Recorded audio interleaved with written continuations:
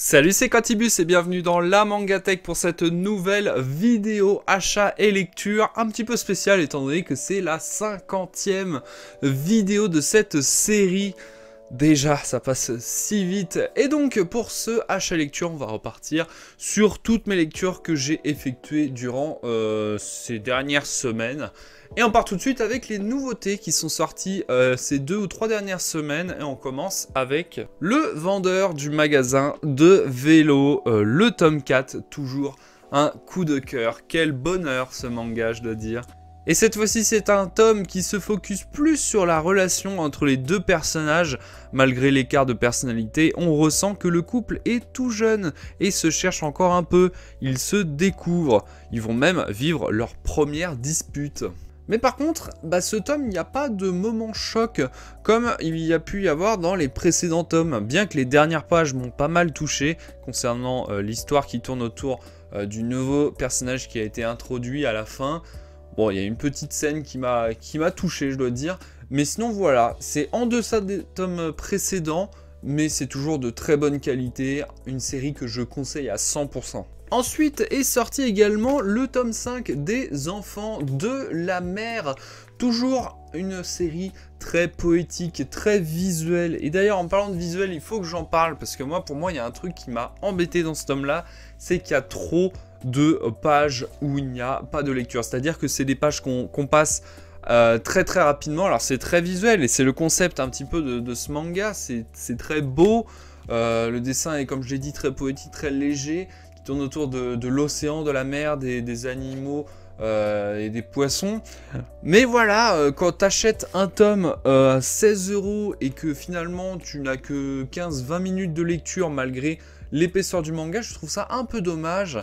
Mais bon, l'édition est jolie, bien qu'il y a encore ce petit défaut de couleur. Alors, bon, là, on va pas vraiment le voir, mais j'avais oublié de le relever d'ailleurs, la dernière fois sur le tome 4, mais la teinte de bleu qui est utilisée pour les tomes, vous voyez, qui sont juste derrière moi, le tome 4 est différent des 3 autres. Du coup, ça fait vraiment, visuellement, ça se voit pas trop à l'image, là, mais ça se voit à l'œil, hein. C'est très, ça fait très étrange. Donc, le tome 5 est de la même couleur que le tome 4. Ensuite est sorti le tome 2 des Abominations de Dunwich, la suite de cette histoire aux allures Lovecraftien, très morbide, très sombre, j'aime beaucoup, même s'il ne se passe pas énormément de choses finalement dans ce tome-là, bien qu'on en apprend quand même 2-3 petites choses, mais c'est encore une fois, c'est assez visuel, on n'a pas encore vu la fameuse bête, à quoi elle ressemble, c'est pour ça que j'attends avec beaucoup d'impatience le tome 3, mais à mon avis, alors je sais pas en combien de tomes ça va être cette série-là, mais ça va se conclure sur le 3e tome, je pense,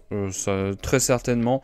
Mais voilà, donc l'Abomination de Dunwich avec cette très belle édition de chez Kiyun dans un format avec du cuir. J'aime bien ça.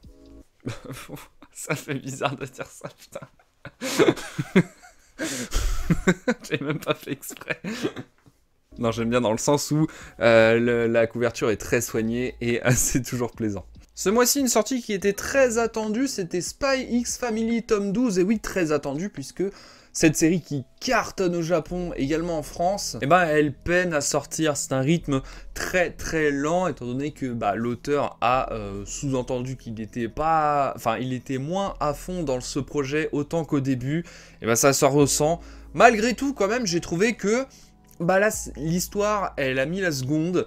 Ça y est, on n'est plus dans les mini-chapitres basés sur un personnage, des chapitres à gag. Là, c'est vraiment l'histoire le tome qui se focus sur l'histoire globale de la série. Et ça fait du bien, voilà. On sent que ça va un peu plus vite. Est-ce que c'est pour boucler plus rapidement la série? Je ne sais pas, mais en tout cas, c'est toujours kiffant à lire. C'est très drôle. Voilà, toujours cet humour que j'adore, que j'accroche beaucoup. Avec Anya, avec Bond. Mais voilà, pour Spy X Family tome 12. Ces dernières semaines, il y a une grosse sortie aussi en nouveauté. C'est le nouveau Kazuhiro Fujita, Subutei, avec le tome 1 de cette série qui apparemment sera prévu en 25 tomes. C'est ça qui m'effraie un petit peu, c'est de me dire, oula, je vais commencer une série qui part sur 25 tomes, j'espère que ça vaut le coup. Alors du coup déjà, de quoi ça parle ?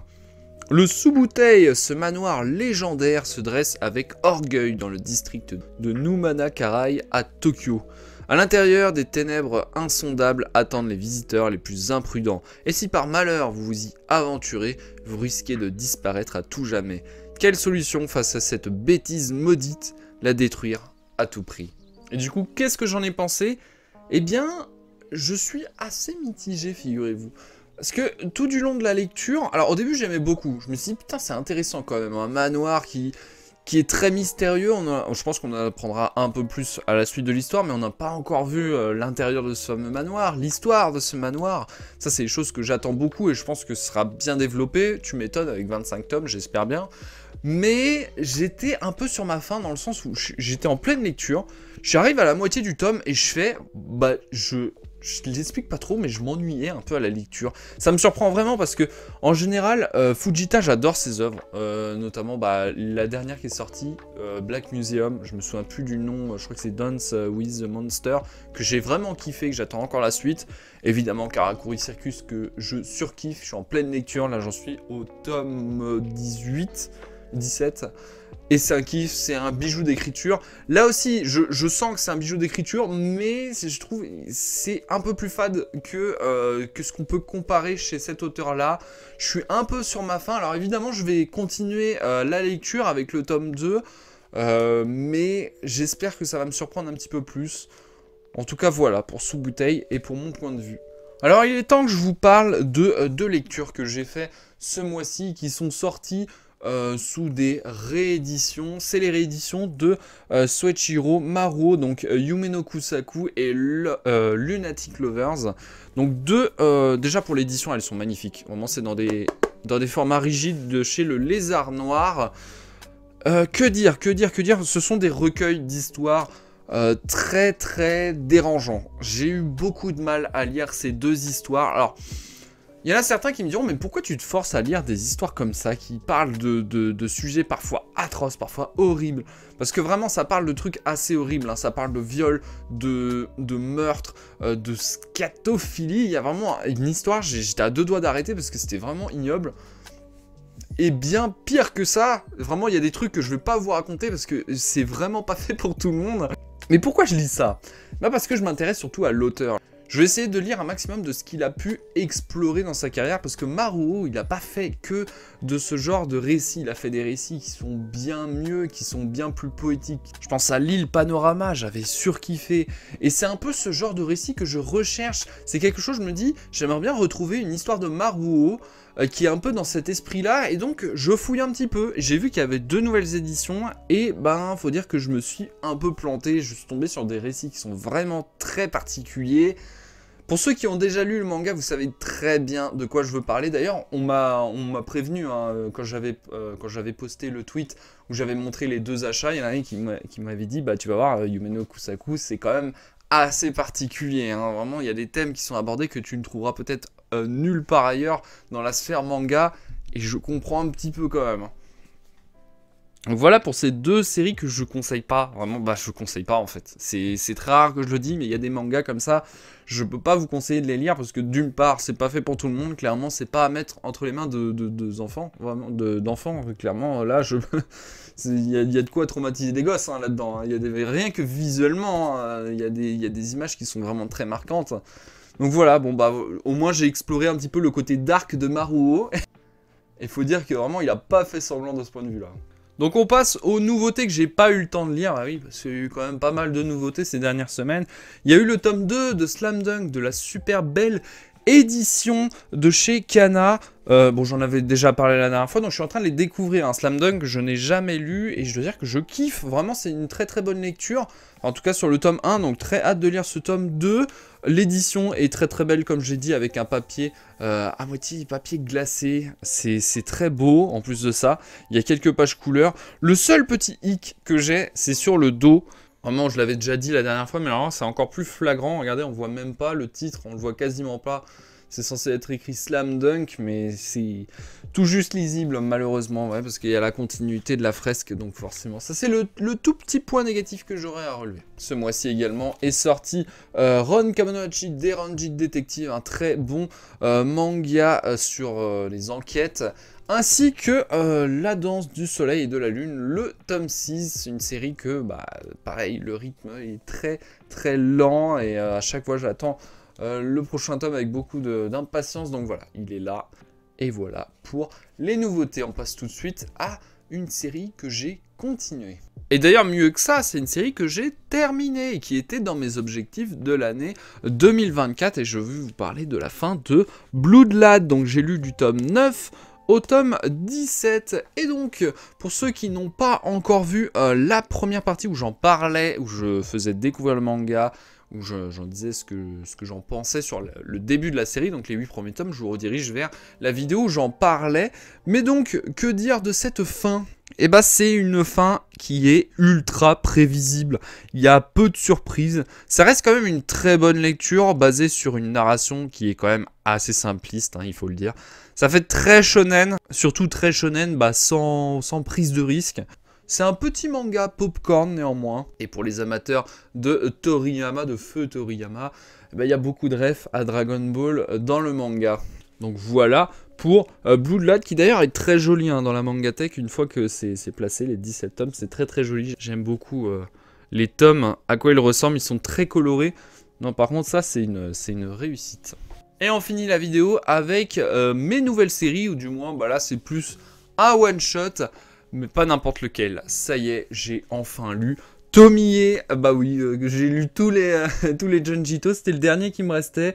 Avec Joe, je crois, ou Joe, je sais. Je crois que c'est un truc dans ce style-là, je sais plus. Mais il me reste quand même un de chez Delcourt, cette fois-ci. Et non chez Mangetsu. Mais voilà, donc Tomie, déjà de quoi ça parle? Tomie est le mal incarné, reconnaissable entre mille grâce à ses longs cheveux et son grain de beauté sous l'œil gauche. Elle attise les passions chez tous les hommes qui croisent son regard. Ses victimes, déchirées entre amour et folie, sombrent peu à peu jusqu'à commettre l'indicible et l'assassiner dans d'atroces circonstances. Mais le monde ne pourra jamais se débarrasser de Tomie. Pire, son pouvoir s'accroît inexorablement à chacune de ses renaissances. Donc le giga classique de Junjito, qui est d'ailleurs, je crois, sa première œuvre, il a commencé avec Tomie. C'est quand même un giga pavé, un putain de pavé de 750 pages, je crois. Je crois que c'est la plus grosse lecture que j'ai fait jusqu'à présent, mais ça se lit bien étant donné que c'est plein de mini-histoires, comme il a l'habitude de faire finalement, Junjito. Il fait très souvent ça, même quand là, ça reste quand même les mêmes sujets avec le personnage de Tomie, mais on est sur un format de plein de mini-histoires d'une vingtaine de pages. Mais du coup, le personnage de Tomie est tellement bien pensé et super bien écrit. C'est un long récit qui démontre la fragilité de l'humain face à la beauté extrême d'une femme démoniaque, qui est ici représentée sous de multiples facettes, comme a l'habitude de nous présenter le maître Ito. Il a un sujet horrible, comment l'exploiter de différentes manières sans que ça devienne répétitif, et c'est un succès, ça marche super bien, la lecture est très bonne, et on est totalement dans cet esprit qu'a l'auteur, d'être dans l'horrifique et parfois dans l'exagération très très morbide et crasseux. Il y a vraiment des scènes qui sont très très crasseuses. Mais c'est tout ce que je kiffe chez cet auteur. Il arrive très bien à représenter ces scènes qu'il a dans sa tête. Et c'est merveilleux. Vraiment une très très bonne lecture, Tomie. Je crois que c'est l'une des meilleures lectures que j'ai eues chez cet auteur-là. Pourtant, il en a fait beaucoup. Mais comme quoi, parfois, c'est que dans les toutes premières œuvres qu'on voit tout le talent d'un auteur qui est extrêmement talentueux. Donc voilà pour Tomie. Et du coup, c'est la fin de cette vidéo. J'espère qu'elle vous aura plu. Il n'y aura pas eu de section vos recommandations. Néanmoins, quand même, je vous redirige dans les commentaires si vous avez un manga à me recommander, de préférence une petite série ou un one-shot. Et du coup, c'est la fin de cette vidéo, j'espère qu'elle vous aura plu. Si c'est le cas, n'hésitez pas à lâcher un petit pouce bleu sous la vidéo et à commenter. Et en attendant, on se dit à la prochaine. C'était Quantibuzz de la Mangatech. Salut!